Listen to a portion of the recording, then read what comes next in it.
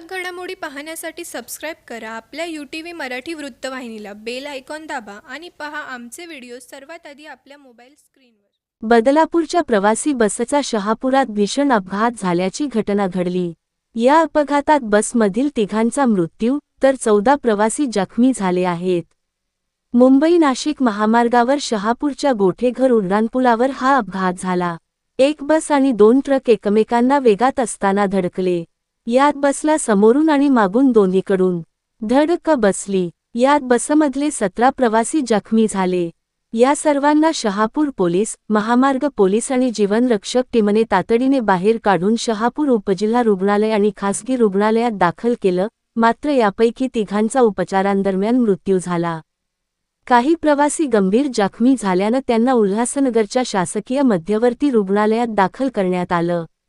मृतांमध्ये एका दाम्पत्याचा समावेश असून त्यांची मुलगी गंभीर जखमी आहे, तर मुरबाडच्या एका महिलेचाही मृतांमध्ये समावेश आहे. हा अपघात नेमका कसा घडला, याचा तपास पोलिसांकडून सुरू आहे.